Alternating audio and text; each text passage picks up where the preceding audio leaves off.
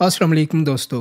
Iraq के साबिक़ सदर सद्दाम हुसैन की सिक्योरिटी पर मामूर 12 अमरीकी फ़ौजी उनकी ज़िंदगी के बेहतरीन दोस्त तो ना थे, ताहम वो उनके आखिरी अयाम में बेहतरीन साथी रहे। ये 551 मिलिट्री पुलिस कंपनियों से मुंतखब हुए थे और इन्हें सुपर 12 कहा जाता है। इन मुहाफ़िज़ों में से एक बार्डन वेरपर थे, जिन्होंने दी प्रिजनर इन हिज पैलेस किताब लिखी, जिसमें उन्होंने सद्दाम हुसैन की ज़िंदगी के आखिरी दिनों के बारे में लिखा। बार्डन वेरपर का कहना है कि जब सद्दाम हुसैन को फांसी देने वाले एहलकारों के सुपुर्द किया जा रहा था तो उनके तमाम मुहाफ़िज़ों की आंखों में आंसू थे। अपने एक साथी का हवाला देते हुए किताब के मुसन्निफ़ बार्डन ने लिखा कि हमने सद्दाम को कभी भी नफ्सियाती मरीज़ और कातिल के तौर पर नहीं देखा, हम उसे ग्रैंड फादर के तौर पर देखते थे। वो कहते हैं कि सद्दाम अपने आखिरी दिनों में अपनी कीमती एक्सरसाइज बाइक, जिसे वो पोनी कहते थे, पर भी बैठा करते थे। वो मीठा खाने के बहुत शौकीन थे और हर वक्त उन्हें मुनफरिद खाने का दिल करता था। बार्डन वेरपर कहते हैं कि आखिरी अयाम में सद्दाम का दूसरों के साथ रवैया बहुत नरम था और उन्होंने ये तासुर नहीं छोड़ा कि वो बहुत जालिम हुक्मरान थे। सद्दाम को सिगार पीने का बहुत शौक था, जिसे वो अपने पास रखा करते थे। वो कहते थे कि उन्हें सिगार का इस्तेमाल फिडल कास्त्रो ने सिखाया था। उन्हें बागबानी का भी बहुत शौक था। वो अपने कैद खाने के गिर्द मौजूद बिखरी हुई झाड़ियों को खूबसूरत फूलों के तौर पर लेते थे। सद्दाम अपनी खुराक के हवाले से भी बहुत हसास थे। नाश्ते में पहले आमलेट, फिर मफजर और फिर ताज़ा फल खाते थे, लेकिन अगर आमलेट कहीं से भी टूट जाता तो वो उसे खाने से इनकार कर देते थे।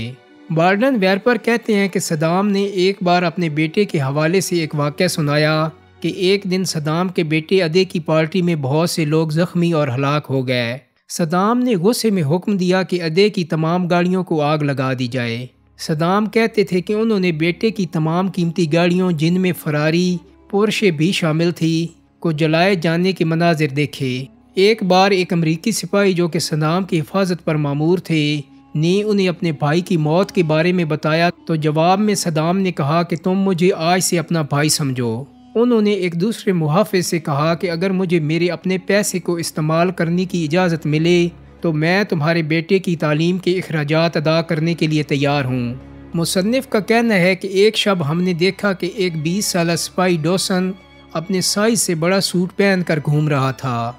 बाद में पता चला कि उसने सद्दाम हुसैन की जानिब से तोहफे में दिया गया सूट पहन रखा था। बार्डन वेरपर लिखती हैं कि बहुत दिन तक हम डॉसन का मजाक उड़ाते रहे, लेकिन उसने फिर भी सूट पहने रखा और जब वो चलता था तो ऐसे लगता था कि वो फैशन शो में कैट वॉक कर रहा है। अगरचे सद्दाम के मुहाफ़िज़ों को हुक्म दिया गया था कि वो उससे करीब ना जाएं, लेकिन जैसे जैसे वक्त गुजरता गया मुहाफ़िज़ों की सद्दाम से दोस्ती बढ़ती गई। मुकदमे के दौरान सद्दाम हुसैन को 2 जेलों में रखा गया था।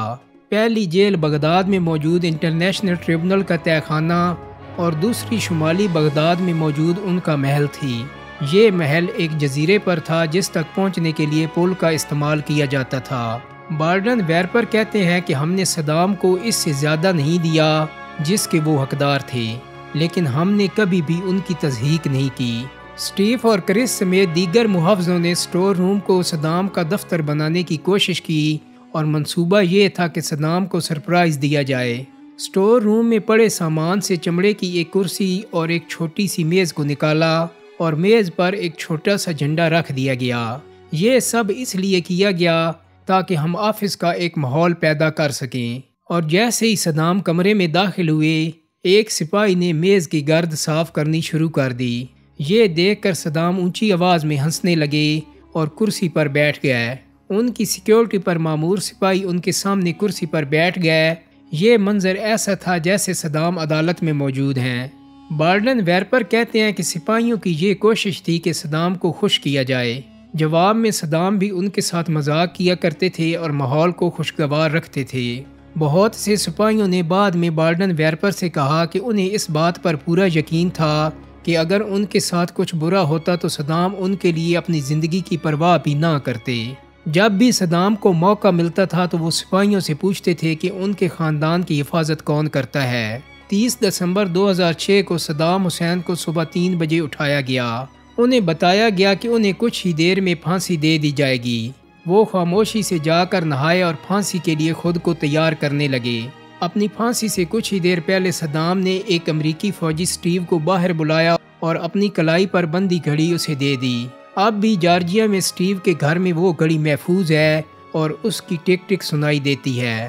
سٹیو نے یہ بھی بتایا کہ صدام نے ایک پہرے دار سے بڑا گرم کوٹ طلب کیا کیونکہ وہ نہیں چاہتا تھا کہ سردی سے کپکپاتی حالت میں نمودار ہو اور اس کی عوام یہ گمان کر لیں کہ ان کا سابق صدر موت سے خوفزدہ ہے۔ سٹیو کے مطابق صدام اپنی زندگی کے آخری لمحات میں سکون سے سرشار تھے اور ان کے ہونٹوں پر مسکراہٹ چھائی ہوئی تھی۔ سٹیو نے بتایا کہ صدام حسین نے اپنی پسند کا ناشتہ طلب کیا اور اس کے بعد وضو کر کے نماز فجر ادا کی۔ پھر وہ پھانسی کے فیصلے پر عمل درآمد کے انتظار میں اپنے بستر پر بیٹھ کر قرآن کریم کی تلاوت کرنے لگے۔ سٹیو کے مطابق عدالت میں موجود افراد صدام کی مسکراہٹ سے بہت زیادہ خوف محسوس کر رہے تھے اور موت کا سامنا کرتے ہوئے صدام کے انتہائی سکون کے سبب ان لوگوں کو گمان تھا کہ عنقریب کوئی بم دھماکہ کر دیا جائے گا۔ سٹیو نے خاص طور پر بتایا کہ صدام حسین مسکراتا رہا یہاں تک کہ کلمہ شہادت دہراتے ہوئے دنیا سے رخصت ہو گیا۔ سابق عراقی صدر کی یہ مسکراہٹ اس کی موت کے بعد بھی ایک پہیلی بنی ہوئی ہے۔ دوستو، اس کتاب کا سب سے حیران کن حصہ وہ ہے جس میں بتایا گیا کہ امریکہ کا دشمن سمجھے جانے والے صدام کی موت پر سپاہی بہت غمگین ہوئے۔ ان سپاہیوں میں شامل ایڈم نے بارڈن ویرپر کو بتایا کہ جب صدام کو پھانسی دے دی گئی ہمیں لگا ہم نے اسے دھوکہ دیا ہے۔ ہم خود کو قاتل تصور کرتے تھے۔ ہمیں لگا جیسے ہم نے ایک ایسے شخص کو قتل کر دیا ہے جو ہمارے بہت قریب تھا۔ جب صدام کو پھانسی دے دی گئی اور ان کی لاش کو باہر لایا گیا تو باہر موجود ہجوم میں شامل لوگوں نے ان پر تھوکنا شروع کر دیا۔ بارڈن ویرپر لکھتی ہیں 12 میں سے ایک نے کوشش کی کہ وہ ہجوم کو ایسا کرنے سے روکے، تاہم ان کے ساتھیوں نے اسے واپس کھینچ لیا۔ ایک سپاہی سٹیو ہینسن نے اس کے بعد امریکی فوج سے استعفیٰ دے دیا۔ سٹیو اس وقت جارجیا میں اسلحے سے متعلق ٹریننگ دیتے ہیں۔ سٹیو کے مطابق انہیں کہا گیا تھا کہ وہ صدام کی لاش کی بے حرمتی کرنے والوں سے نہ الجھیں۔ امریکی صدر جارج ڈبلیو بش نے خود سابق عراقی صدر کی لاش کو ایک فوجی ہیلی کاپٹر کے ذریعے بغداد سے شمالی شہر تکریت میں منتقل کرنے کا حکم دیا تھا۔ صدام کے قبیلے ابو نصر کے سربراہ شیخ مناف علی الندا کے پاس لاش کی وصولی سے متعلق ایک دستخط شدہ خط بھی موجود ہے۔ اس میں انہوں نے اس بات سے بھی اتفاق کیا تھا کہ میت کی بلا تاخیر تدفین کر دی جائے گی۔ اس کے بعد سے ہر سال 28 اپریل کو صدام حسین کی قبر پر زائرین کی بڑی تعداد کی آمد ہوتی ہے۔ یہ ان کی سالگرہ کا دن ہے اور اس روز وہاں آنے والوں میں اسکول کے بچے بھی شامل ہوتے ہیں۔ بعد میں ان کے مقبرے کو شیعہ ملیشیا پر مشتمل الحشد الشعبی نے ایک فضائی حملے میں مسمار کر دیا۔ الحشد الشعبی کو اس علاقے کو داعش سے پاک کرنے کی ذمہ داری سونپی گئی تھی۔ بہت سے لوگوں کا خیال ہے کہ صدام حسین کا مقبرہ کھلا ہوا تھا۔ بعض کا کہنا ہے کہ ان کی بیٹی حالہ ایک نجی طیارے میں سوار ہو کر تکریت آئی تھیں اور وہ اپنے والد کی باقیات کو وہاں سے اردن ساتھ لے گئی تھیں۔ ڈیلی مانیٹر کی ایک رپورٹ کے مطابق جامعہ کے ایک پروفیسر کا کہنا ہے کہ یہ ناممکن ہے۔ انہوں نے اپنی شناخت ظاہر نہ کرنے کی شرط پر کہا کہ حالہ کبھی عراق واپس نہیں آئی ہیں۔ یہ ہو سکتا ہے کہ صدام حسین کی باقیات کو کسی خفیہ جگہ پر منتقل کر دیا گیا ہو، لیکن کوئی نہیں جانتا کہ کس نے یہ کام کیا ہے اور لاش کو کہاں منتقل کیا گیا ہے۔ یہ بھی ممکن ہے کہ صدام حسین کے مقبرے کے ساتھ وہی معاملہ پیش آیا جو ان کے والد کی قبر کے ساتھ پیش آیا تھا۔ ان کے والد کی قبر کو نامعلوم افراد نے دھماکے سے اڑا دیا تھا۔ لیکن دوستو، حیرت کی بات یہ ہے کہ عراق میں بعض لوگ ایسے بھی موجود ہیں جو اب تک یہ یقین رکھتے ہیں کہ صدام حسین زندہ ہیں اور وہ مصلوب نہیں ہوئے تھے۔ ان میں بغداد کے ایک مکین ابو سمر بھی ہیں۔ ان کا خیال ہے کہ صدام حسین مرے نہیں بلکہ ان کے کسی ہم شکل کو پھانسی دی گئی تھی۔ دوستو، امید کرتا ہوں کہ میری آج کی ویڈیو آپ کو پسند آئی ہوگی۔ اگر ویڈیو اچھی لگی ہے تو اس کو لائک اور شیئر کر دیں۔ میرے چینل کو سبسکرائب کرنے کے ساتھ ساتھ بیل آئیکن کو بھی کلک کر دیں تاکہ آپ کو میری آنے والی مزید ویڈیوز کے نوٹیفیکیشن ملتے رہیں۔ بہت جلد ہی ایک نئی ویڈیو کے ساتھ ملاقات ہوگی۔